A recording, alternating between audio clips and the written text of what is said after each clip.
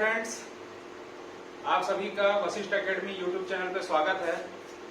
Last के 2 videos में मैंने आपको यूनाइटेड नेशंस के कुछ बेसिक कॉन्सेप्ट्स के बारे में डिस्कशन किया था, जिसमें मैंने आपको क्या क्या पढ़ा दिया है। एक यूनाइटेड नेशन और उसके पार्ट्स पढ़ा दिए हैं, और यूनाइटेड नेशन के अंडर जो भी ऑर्गेनाइजेशन काम करते हैं, जैसे WHO हो गया, ILO हो गया, यूनेस्को, यूनिसेफ, इन लोगों के बारे में एक देसी जुगाड़ जो मैं आपको टेक्निक बताया था, उसके माध्यम से मैंने आपको मुख्यालय और उसके जो भी स्थापना वर्ष है, ये सारे के सारे मैंने आपको याद करवाया था। अब इसके आगे और भी हमारे पास में 8 से 10 इंटरनेशनल ऑर्गेनाइजेशन बचे हुए हैं। आज उसको हम लोग कंप्लीट करेंगे, तो आइए देखते हैं। इसके पहले ये देख लीजिए, 1 से 9 तक के जो कोड मैंने आपको लास्ट वीडियो में पढ़ाया था वो लिखे हुए हैं। जिसको भी ये चीज याद नहीं होगी या ये कोड क्यों लिखे हुए हैं, इसको अगर जानना है तो मेरा प्रीवियस वीडियो को जरूर देखिएगा, है ना। तो आज स्टार्ट करते हैं हम लोग नेक्स्ट इंटरनेशनल ऑर्गेनाइजेशन से। तो सबसे पहले हम लोग स्टार्ट करते हैं सार्क से। सार्क, इसमें हमें क्या क्या चीजें याद रखना है। सबसे पहली बात आती है सार्क का फुल फॉर्म। तो सार्क का फुल फॉर्म आपको याद होना चाहिए, south Asia association for regional corporation. इसको हिंदी में दक्षेस कहते हैं, दक्षिण एशियाई क्षेत्र सहयोग संगठन कहा जाता है। तो आप इसको हिंदी से अच्छा है कि इसको इंग्लिश में याद रखो तो ज्यादा अच्छा रहेगा। सार्क डायरेक्ट आपको याद रहेगा, उसको याद करने में प्रॉब्लम नहीं जाएगी। अब इसका स्थापना वर्ष देखते हैं, तो इसकी स्थापना हुई थी 1985 में, और इसका मुख्यालय है काठमांडू में। क्लियर है यहाँ तक के।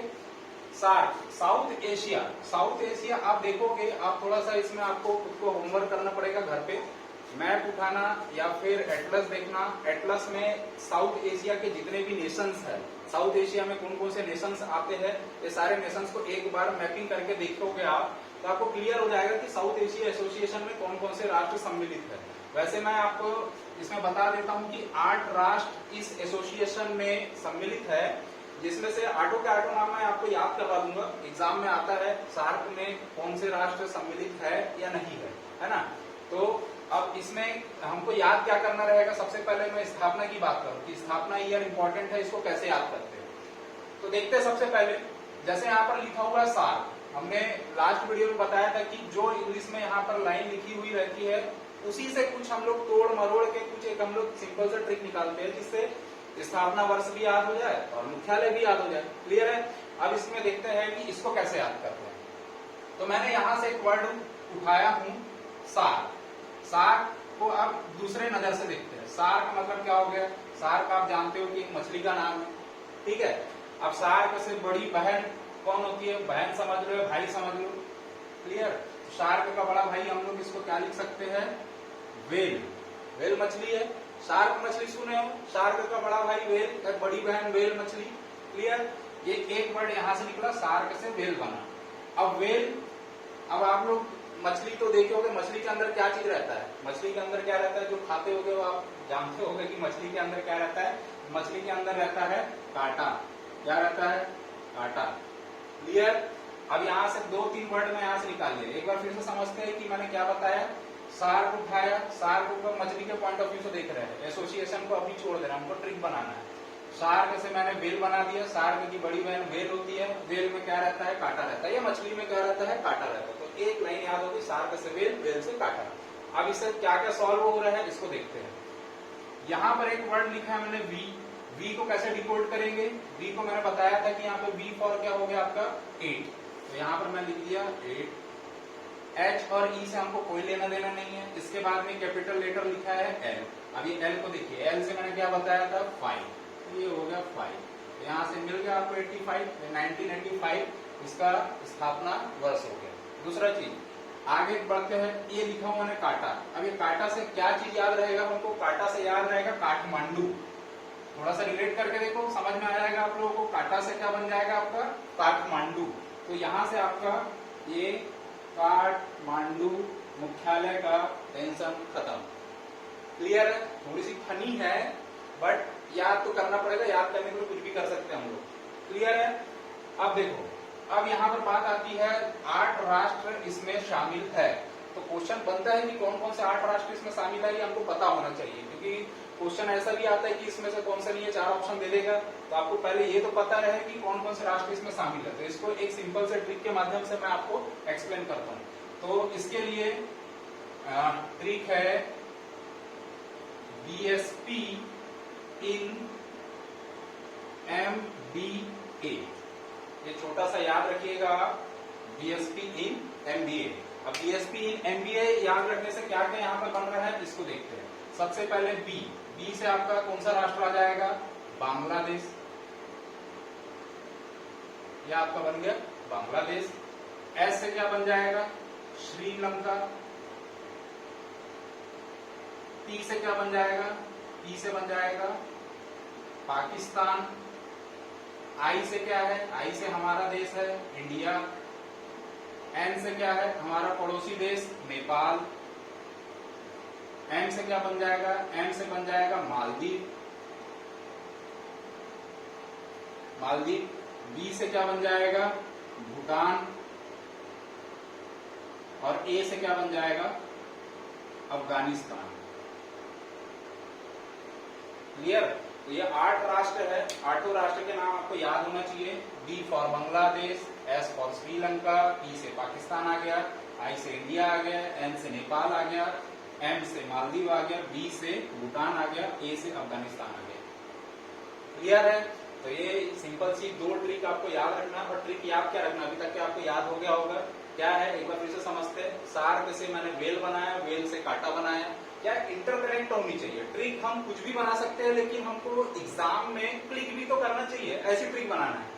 तो जैसे ही सार्क दिखेगा, सार्क से समझ में आ जाएगा कि सर ने वेल बताया था, वेल में मछली है, मछली के अंदर कांटा रहता है। तो इस टाइप से आपका दिमाग वहां पे वर्क करेगा, तो आप क्लियरली पकड़ लोगे। क्लियर है। तो सार्क जो हमारा एसोसिएशन है, उसमें आपको इतने फैक्ट्स याद रखना है। क्लियर। अब इसके आगे नेक्स्ट देखते हैं। नेक्स्ट हमारा ऑर्गेनाइजेशन है बिमस्टेक। बिमस्टेक कहते हैं इसको। इसका फुल फॉर्म देखिए, बहुत लंबा है, बट 1-2 बार आप इसको लिख कर देखोगे तो याद हो जाएगा। Bay of Bengal initiative for multi sectoral technical and economic cooperation, ये बिमस्टेक का फुल फॉर्म है। इसकी स्थापना कब हुई है, 1997 में, और इसका मुख्यालय कहाँ है, बांग्लादेश में। क्लियर है। हाँ, इसमें भी राष्ट्र है, जैसे यहाँ पर 8 राष्ट्र सम्मिलित है, तो यहाँ पर भी कितने राष्ट्र सम्मिलित है, यहाँ पर है 7 राष्ट्र सम्मिलित है। ठीक, 7 राष्ट्र सम्मिलित है। तो ये 7, इसके 7 राष्ट्र भी हमको याद रखना पड़ेगा। उसके लिए भी हमारे पास में सब जुगाड़ है, सब जुगाड़ के साथ आए हम लोग पढ़ने के लिए। ठीक है। तो सबसे पहले मैं ये याद करवाता हूँ 1997 और ढाका, इसको कैसे याद करेंगे। ठीक, अब देखिए बिमस्टेक लिखा हुआ है यहाँ पे, इसका बीन समझो। पहले ये 3 वर्ड को पकड़ते हैं हम लोग, बीन। अब ये बीन से मैं क्या निकाल देता हूं, भीम। भीम सुना ना, महाभारत के महायोद्धा भीम। ठीक है, भीम। भीम पकड़े, भीम का ढाका लिख देता हूं मैं यहाँ, भीम का ढाका। बस ऐसा बोलना है, 2-3 बार बोलोगे। ढींका चिका सुने हो ना, बस वैसे ही बोलना है। ढींका चिका बोलते हैं, वैसे इसको बोलना है, भीम का ढीका, भीम का ढीका। ऐसे 2-3 बार बोलोगे, याद हो जाएगा भीम का ढीका। अब यहाँ से कैसे कैसे डिकोड करेंगे इसको, ये भी देख लेते हैं। देखिए, यहाँ से आपको ये वर्ड पकड़ना है, बी। यहाँ से बी पकड़ना है, यहाँ से के पकड़ना है, भीम का ढाका, भीम का ढाका। तो बी से आपका कौन सा वर्ड बन जाएगा, यहाँ देखो बी के लिए मैं क्या कोड किया था, 9, ये आपका बन गया 9। क्लियर। ए से क्या वर्ड बन जाएगा आपका, 7, तो ये हो जाएगा 7। तो ये बन गया आपका 97, 1997। यहाँ से आपका स्थापना वर्ष याद हो गया। अब भीम का ढाका, तो ढाका से आपको पता ही है कि ढाका बांग्लादेश की राजधानी है, मुख्यालय आ गया। तो ये 3 वर्ड याद रखना है। भीम का ढीका, भीम का ढीका कैसे याद रहेगा, ये इसीलिए इस वर्ड को मैं डिकोड किया, भीम से। भीम से भीम, भीम का ढाका, ऐसे 2-3 बार याद करोगे, ये चीज हो जाएगा क्लियर।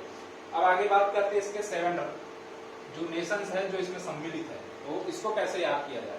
तो देखिए, इसको भी याद करने का सिंपल सा है। ये जो बिमस्टेक लिखा है, बिमस्टेक लिखा हुआ है, इस बिमस्टेक को इतना 4 वर्ड लिखो, BIMS और T। ये इसी को छोड़ दीजिए, इसी का हमारे पास में काम नहीं है। अच्छा, इसमें एक चीज और बता देता हूँ, इसको याद करने के लिए थोड़ा सा आपको आसानी रहेगा।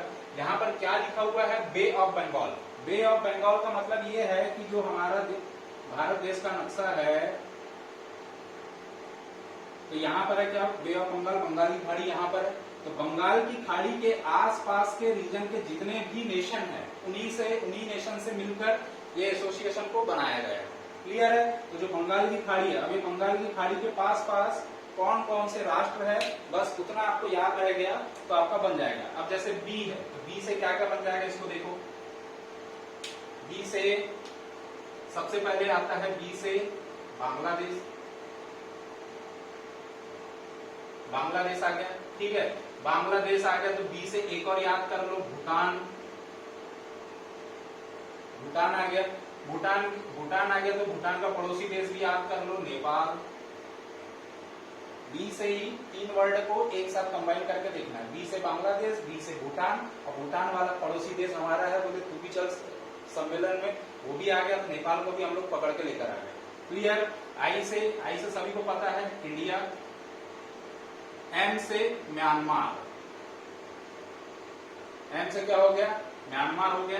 एस से श्रीलंका, एस से श्रीलंका, और टी से क्या आ गया आपका, थाईलैंड। क्लियर है, टी से हो गया थाईलैंड। क्या करना है, बिमस्टेक का इसी वर्ड को छोड़ दो, BIMST, बस इतने वर्ड याद रखो, 5 वर्ड से आपको 7 राष्ट्र याद रहना चाहिए। तो बी से बांग्लादेश और भूटान 2 हो गए। भूटान के साइड में कौन है, नेपाल, उसको भी पकड़ के ले आओ अपने साथ में। आई से इंडिया हो गया, एम से क्या हो गया, म्यांमार, एस से श्रीलंका, ई से थाईलैंड। अच्छा, अब इसमें क्या है, एक जगह कंफ्यूजन होता है। कंफ्यूजन क्या है उसको भी समझ लो पहले, नहीं तो एग्जाम में प्रॉब्लम जाएगी। एक यहाँ पर मैं बताया था एम फॉर मालदीव, और यहाँ पर बताया हूं एम फॉर म्यांमार। ठीक, एम से मालदीव कहाँ आएगा और म्यांमार कहाँ पर आएगा, इसमें आपको कंफ्यूजन होगा अगर एग्जाम में इससे रिलेटेड क्वेश्चन आता है तो इसको सिंपल से याद रखिएगा। मैंने अभी बताया कि बे ऑफ बंगाल मीन्स बंगाल की खाड़ी के पास में, तो बंगाल की खाड़ी के पास में कौन सा राष्ट्र है, ये यहाँ पर हम लोग देखोगे भारत के नक्शे में, तो यहाँ पर क्या मिलता है आपको, म्यांमार मिलता है। और मालदीव कहाँ है, मालदीव तो यहाँ पर लक्षद्वीप है, यहाँ पे लक्षद्वीप है, इस लक्षद्वीप के नीचे यहाँ पे कहीं पे मालदीव पड़ता है। तो ये मालदीव पड़ता है हिंद महासागर में। ठीक है, और हम लोग कौन से एसोसिएशन की बात कर रहे हैं, बंगाल की खाड़ी के एसोसिएशन। तो बंगाल की खाड़ी के पास में क्या है, म्यांमार। ऐसे आप रिलेट करके याद कीजिएगा कि बंगाल की खाड़ी के पास में म्यांमार है, तो इस ट्रिक में एम का मतलब म्यांमार आएगा, और यहाँ पे अगर म्यांमार आएगा तो यहाँ पे ऑलरेडी मालदीव आ जाएगा। क्लियर है ये चीज। अब इसके आगे देखते हैं ब्रिक्स।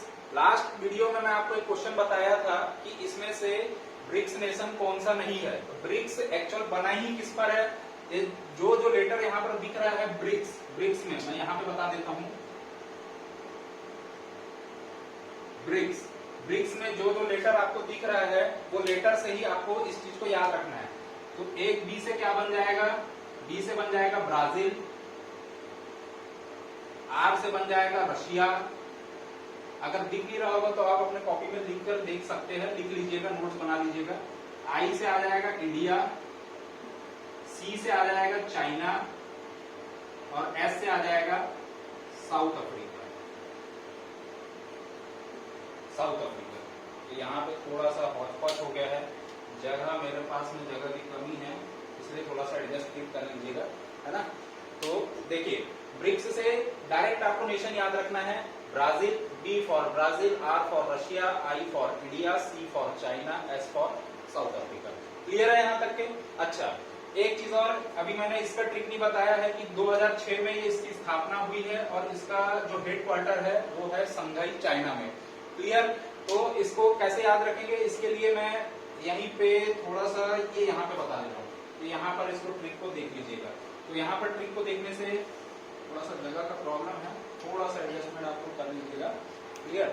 देखो 2006 है, ठीक, 2006 है, तो इसको कैसे याद करेंगे, इसको सिंपल सा याद रखिएगा, ब्रिक्स 6 संघाई। डायरेक्ट ऐसे ही एक कोड बना के ब्रिक्स 6 संघाई, ऐसा आप डायरेक्ट याद रखिए। तो इसमें क्या होगा, ब्रिक्स में ब्रिक्स अपना ऑर्गेनाइजेशन आ गया, 6 से आपको याद आ जाएगा 2006, ये 1906 मत लिख के आइएगा, ये है 06 मतलब आपका 2006 6 से याद आ जाएगा। 1906 में नहीं हुआ, ब्रिक्स बना है 2006 में। और संघई से आपको हेडक्वार्टर याद आ जाएगा। क्लियर है? अच्छा, इसमें एक और चीज पूछा जाता है, जब ये संगठन बना था तब ये सिर्फ किस नाम से बना था? इसका नाम था सिर्फ ब्रिक।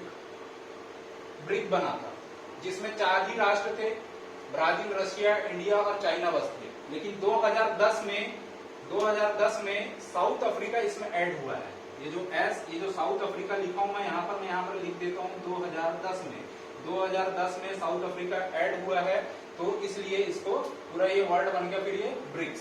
क्लियर है? तो यहाँ से आपको इतनी चीजें क्लियर हो गई, ब्रिक्स के बारे में, बिम्स्टेक के बारे में, सार्क के बारे में। ये बहुत ज्यादा इंपॉर्टेंट ऑर्गेनाइजेशन है, यहाँ से फ्रिक्वेंटली क्वेश्चन बनते हैं। अब यहाँ से क्या क्वेश्चन बना था लास्ट टाइम आपका कि इनमें से कौन सा राष्ट्र ब्रिक्स में सम्मिलित नहीं है? तो इसमें दक्षिण कोरिया नहीं है, जो कि ऑप्शन में दिया हुआ था दक्षिण कोरिया। बाकी ब्राजील, चाइना और इंडिया दिया हुआ था, तो एक ऑप्शन में दक्षिण कोरिया था, दक्षिण कोरिया इसमें नहीं है। क्लियर है? तो यहाँ तक के आपका 3 ऑर्गेनाइजेशन कंप्लीट होते हैं। अब इसके बाद में आगे देखते हैं। आइए देखते हैं नेक्स्ट ऑर्गेनाइजेशन। तो नेक्स्ट ऑर्गेनाइजेशन है हमारे पास में SCO, संघाई कोऑपरेशन ऑर्गेनाइजेशन। ठीक है? इसमें जो इसकी स्थापना वर्ष है 2001 है और इसका हेडक्वार्टर है बीजिंग, चाइना। बीजिंग क्या है? सिटी है चाइना की।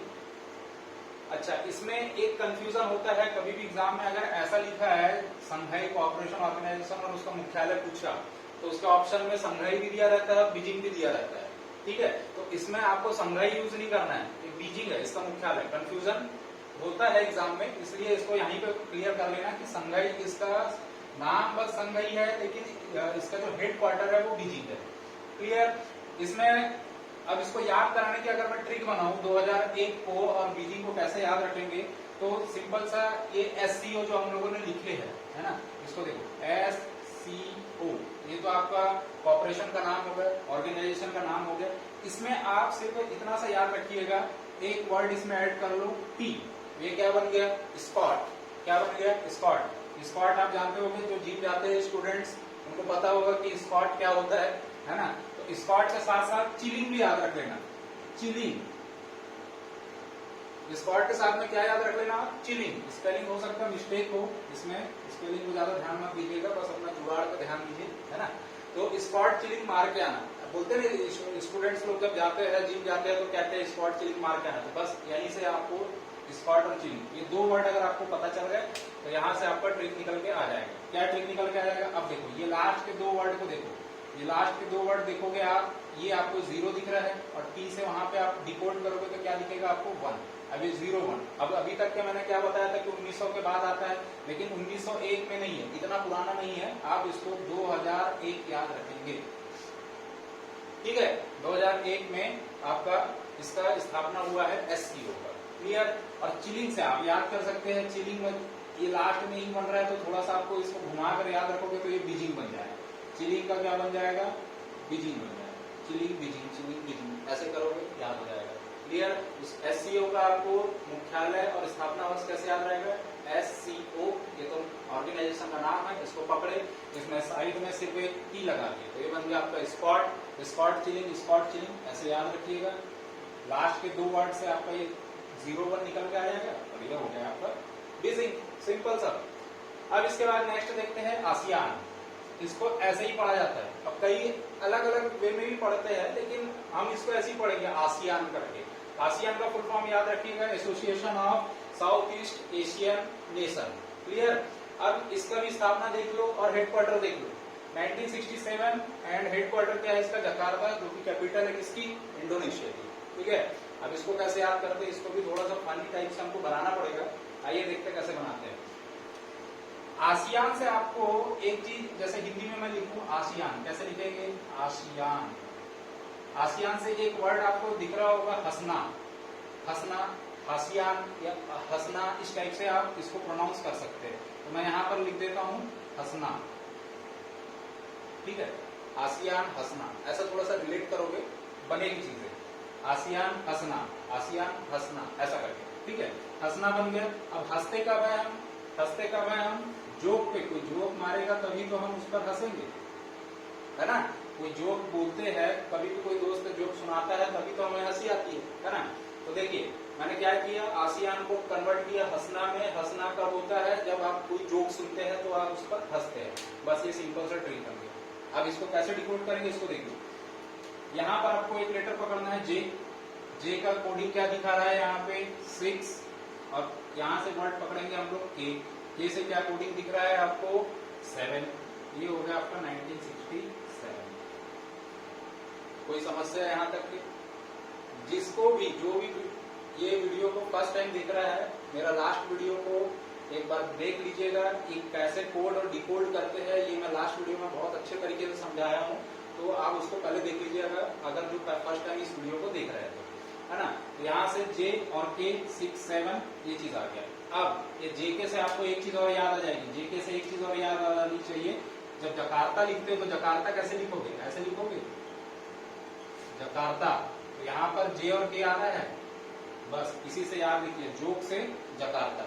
तो ऐसे वर्ड हमको भी ढूंढना है ट्रिक में कि जिससे हमारा हेडक्वार्टर भी बन जाए, स्थापना वर्ष भी बन जाए।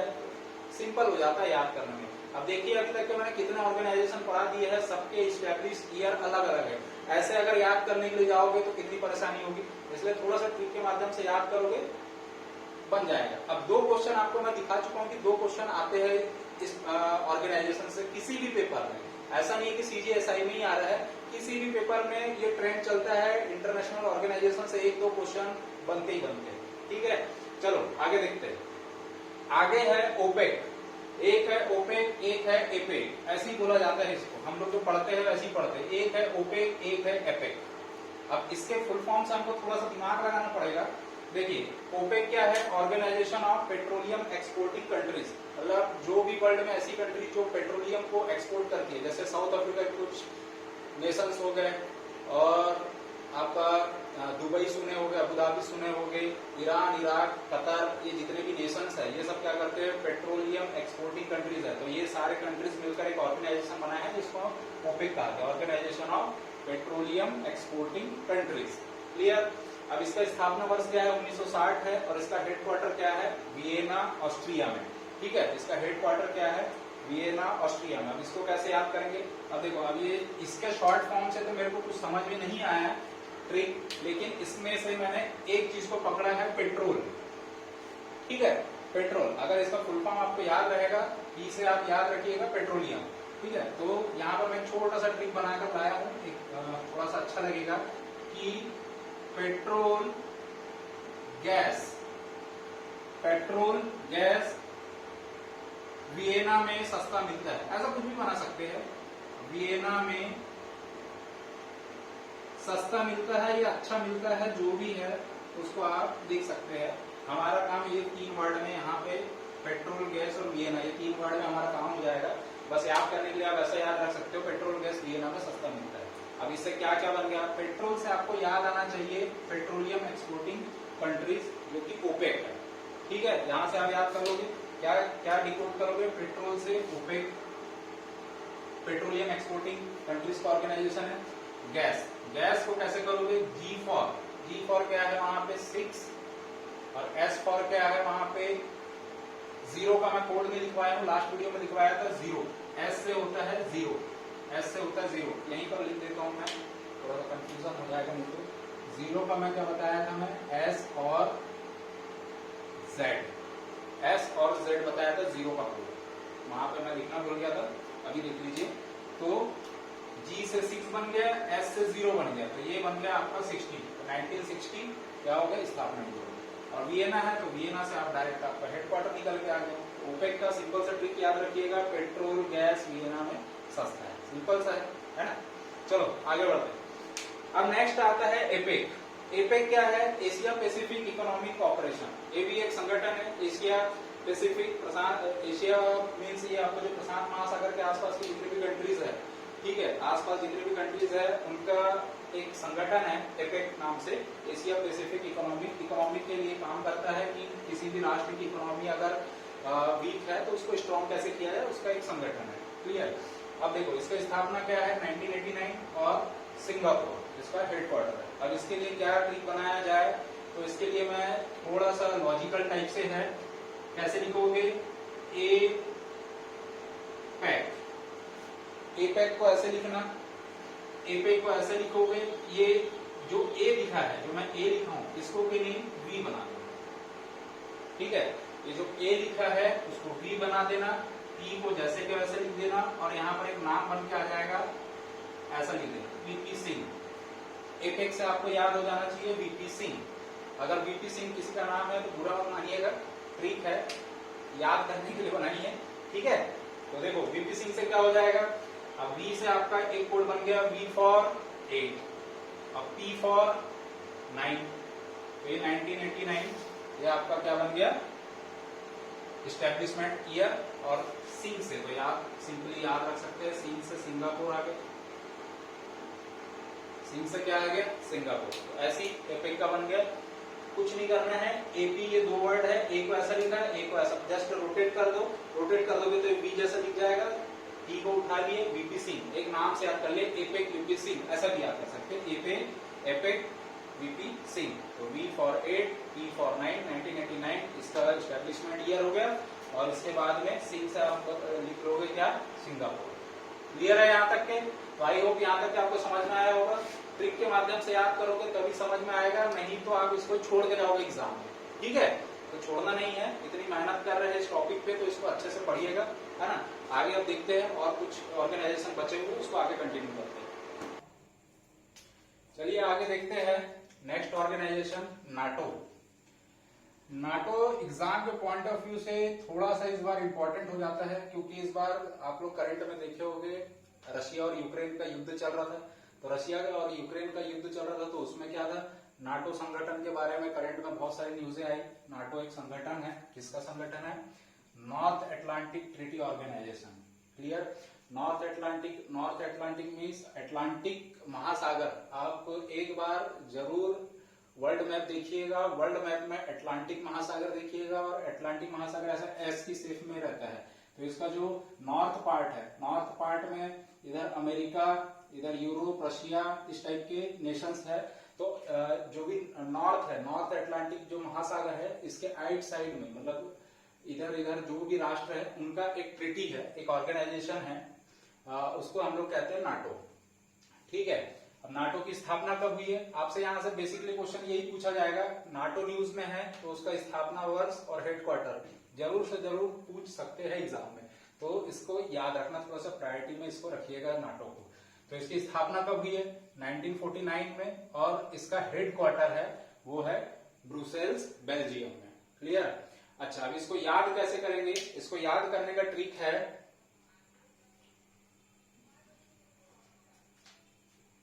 नाटो के पास 29 देशों से रुपया आता है, एक लाइन आपको याद करना पड़ेगा, नाटो के पास 29 देशों से रुपया आता है। अब नाटो से तो नाटो आपको क्लियर हो गया। 29 देशों का मतलब यह है कि इसमें कितने देश सम्मिलित है, 29 देश, ठीक है। 29 देशों का ये संगठन है। तो क्वेश्चन में अब देखो 29 देश बहुत सारे हैं, तो उसको याद करने तो हम लोग नहीं जाएंगे, लेकिन डायरेक्ट ये क्वेश्चन बन सकता है कि नाटो में कितने देश सम्मिलित है, 29, 30, 31, 32, ऐसा कुछ भी ऑप्शन में दे सकता है। तो आपको याद रखना है 29 कंट्रीज इसमें सम्मिलित है नाटो में। अब आता है एक हमारा वर्ड मैं यहाँ पर लिखा हूं, रुपया। रुपया से आपको डिकोड करना है, तो आर से आपको पता है, आर मीन्स 4, और यहां से आपको पकड़ना है कौन सा वर्ड, पी, पी फॉर 9। तो ये आपका आ गया 1949, ये हो गया नाटो का स्थापना वर्ष, ठीक है। अच्छा, इसका ब्रुसेल्स बेल्जियम का मैं ट्रिक नहीं बताया हूं, इसको अपने हिसाब से आप याद कीजिएगा। एक आधिक आपको ऐसे भी याद रखना चाहिए कि नाटो का मुख्यालय कहां पर है, तो ब्रुसेल्स बेल्जियम में, ठीक है। चलो नेक्स्ट देखते हैं, नेक्स्ट है इंटरनेशनल सोलर अलायंस। अब ये नया अलायंस बना हुआ है सोलर एनर्जी को लेकर। सोलर एनर्जी में हमारे इंडिया में बहुत सा काम अभी चल रहा है ना। और इसका जो हेड क्वार्टर है, जो आप गुड़गांव बोलते हैं, जिसका नाम अभी चेंज होकर गुरुग्राम कहते हैं हम लोग, इंडिया में ही है, दिल्ली के पास में गुरुग्राम, तो ये इसका हेडक्वार्टर है। तो इंडिया का अलायंस है इंटरनेशनल सोलर अलायंस, इंडिया में इसका हेडक्वार्टर है, इसलिए ये थोड़ा सा इंपॉर्टेंट हो जाता है, और सोलर एनर्जी पे काम हो रहा है इसलिए थोड़ा सा और ज्यादा इंपॉर्टेंट हो जाता है। तो इसको एक ट्रिक के माध्यम से कैसे याद करेंगे, इसको ऐसा बोल सकते हैं कि सोलर का गुरु। अब देखिए, गुरु की जहां बात आती है तो आपको पता होना चाहिए कि गुरु हमेशा महान होते हैं, बड़े होते हैं। तो मैं इसको महान और बड़ा नहीं लिख रहा हूं, यहां पे मैं लिख रहा हूं टॉल होते हैं। टॉल मीन्स लंबा, है ना। तो ऐसा अब ट्रिक बनाना है कुछ भी तो बना सकते हैं। सोलर का गुरु टॉल है, ऐसा करके लिख लिए, है ना। हमको बेसिकली डिकोड करना है तो इसलिए ऐसे ट्रिक बना रहे हैं, ठीक है। अब सोलर से आपको याद हो जाना चाहिए कि सोलर अलायंस की बात चल रही है, इंटरनेशनल सोलर अलायंस, ठीक है। गुरु से क्या बन जाएगा आपका गुरुग्राम, ये बन गया गुरुग्राम। गुरु से गुरुग्राम, हेडक्वार्टर आ गया। हेडक्वार्टर के बाद में टॉल, ये वर्ड से हम डिकोड करेंगे ईयर को। टी फॉर 1 हो गया और L फॉर 5 हो गया। तो ये जो 15 है, ये 15 से आपको याद रखना है कि 2015। अब एक या दो ही ऑर्गेनाइजेशन है जो 2000 में बने हैं। एक मैं आपको ब्रिक्स बताया था और एक, सॉरी ब्रिक्स नहीं था, वो SCO था, जिसको मैं स्कॉट ट्रिक से बताया था, है ना। तो SCO संघाई कॉर्पोरेशन ऑर्गेनाइजेशन, ठीक है, वो 2001 में बना है और ये 2015 में बना। ये दो नए बने हुए हैं 2000 के बाद में, तो याद रख लीजिएगा, है ना। तो ये 2015 टॉल, सोलर का गुरु टॉल है, ऐसा करके। अब इसके बाद में आता है G20 और G7। ऐसे बहुत सारे हैं, G14, G77, ऐसे बहुत सारे ऑर्गेनाइजेशन जी के नाम से है, लेकिन ये दो बेसिकली याद करना पड़ता है। इसके एस्टेब्लिश ईयर, बस ईयर आता है। इसका हेडक्वार्टर नहीं है, क्योंकि ये जो 20 देश है, 20 देश कभी भी कहीं पे भी कोई भी, ये 20 देशों में से कोई भी एक देश चुन लेते हैं, वहां पे ये लोग मीटिंग रख देते हैं। तो इसका हेडक्वार्टर नहीं आता है, हेडक्वार्टर के बारे में चिंता नहीं करना। बस एस्टेब्लिशमेंट जो ईयर है 1999 और इसका है 75। तो पहले G7 को ही बता देता हूं। तो G7 का कुछ नहीं करना है, इसको G7 को ऐसा याद रखना। G7 याद है तो इसको G75 ऐसा याद रख लीजिएगा। G7 G75, इसमें कुछ ज्यादा ट्रिक नहीं बनाना है, हमको लेंथी नहीं करना है। 75 से याद आ जाएगा 1975। अच्छा, अब ये इसकी बात आती है ना, G20 को कैसे याद करेंगे। G20 को याद करने के लिए ऐसा याद रख सकते हैं कि 20 लोग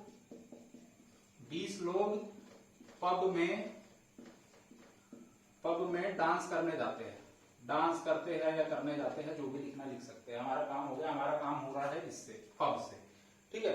20 लोग मिलेंगे तो कहां जाएंगे, पब में डांस करने के लिए, है ना। तो बस इतना सा ट्रिक है, इसको याद रख लीजिएगा। यहां से P से आपका बन जाएगा 9, अब B से भी क्या बन जाएगा 9, तो ये आ गया आपका 99। ये 99 ट्रिक किसके लिए है, 1999 G20 का एस्टेब्लिशमेंट ईयर। अच्छा, इसमें एक चीज आप याद रख सकते हैं, G7 है, G7 में आपके 7 राष्ट्र है। चाहो तो याद करो, नहीं तो छोड़ सकते हो, कोई इससे G7 से क्वेश्चन नहीं आता कि G7 में कौन से राष्ट्र, फिर भी लिख दिया मैं आपके हेल्प के लिए। USA, जर्मनी, इटली, कनाडा और फ्रांस और आपका इंग्लैंड, है ना। तो आप इसको देख सकते हैं। अब इसके बाद में 3 इंपॉर्टेंट बोलो या सेमी इंपॉर्टेंट बोलो, 3 बैंक है जो न्यूज में रहते हैं। तो ये न्यूज में रहने के कारण इसका मुख्यालय पूछा जा सकता है, हेडक्वार्टर बस आ सकता है इसमें। ये कब बने हैं ये तो नहीं देखा हूं मैं अभी तक के क्वेश्चन की, कब आया है एग्जाम में, है ना। तो न्यू डेवलपमेंट बैंक, ठीक है, NDB बोलते हैं जिसको, क्या कहा जाता है, NDB शॉर्ट फॉर्म में, NDB का हेडक्वार्टर है संघाई में। इसको कहते हैं ADB, Asian development bank, Manila Philippines इसका हेडक्वार्टर है। और ये है आपका एशियन इंफ्रास्ट्रक्चर इन्वेस्टमेंट बैंक, ठीक है, इसका हेडक्वार्टर है बीजिंग, चाइना में। तो अब इन लोगों के लिए मैं टिप्पणी बनाया हूं, आप खुद भी इसके लिए थोड़ा सा होमवर्क समझ लीजिए इसको मेरे तरफ से कि होमवर्क है ना, होमवर्क कीजिएगा इस पे। अच्छा, एक नाटो से रिलेटेड एक और चीज है, आपने इसका नाम सुना होगा, यूरोपियन यूनियन, है ना। इसको मैं अभी इस वीडियो में नहीं पढ़ाया हूं, इतना ज्यादा इंपॉर्टेंट नहीं है, बट रशिया और यूक्रेन का जब युद्ध चल रहा था तो उसमें नाटो के साथ साथ यूरोपियन यूनियन का भी नाम आया था, है ना। तो यूरोपियन यूनियन का भी आपके लिए होमवर्क है, इसको भी आप पढ़िएगा, समझिएगा, ठीक है। तो यहाँ पर इस वीडियो को समाप्त करते हैं हम लोग। बहुत सारे हम लोगों ने इंटरनेशनल ऑर्गेनाइजेशन के बारे में बात कर ली, है ना। तो आई होप आप लोगों को ये वीडियो पसंद आया होगा। अभी तक के हमने इंटरनेशनल ऑर्गेनाइजेशन के 3 वीडियो बना दिए हैं इसको मिलाकर। तो आप इसको एक बार दो बार जस्ट अगर रीड भी करेंगे, इसका नोट्स बना लीजिएगा, एक दो बार रीड कर लीजिएगा या मेरा वीडियो बस देख लोगे तो आपको क्या हो जाएगा, इसके एस्टेब्लिशमेंट ईयर, मुख्यालय कौन से राष्ट्र सम्मिलित है, ये सारी चीजें याद हो जाएगी। क्लियर है यहाँ तक की? ऐसा आपको अगर और कोई टॉपिक में प्रॉब्लम आता है तो कमेंट कीजिएगा, उससे मैं उस टॉपिक पे काम करूंगा और आपके लिए ऐसे वीडियो आगे लाते रहूंगा। ठीक है, तो इस वीडियो को लाइक कीजिए, शेयर कीजिए, ज्यादा से ज्यादा लोगों तक के पहुंचाइए, ताकि आपकी जो पढ़ाई चल रही है उस पढ़ाई में थोड़ा सा बूस्टअप मिले। ठीक है, तो अब यहाँ पर इस वीडियो को एंड करते हैं। जय हिंद, वंदे मातरम।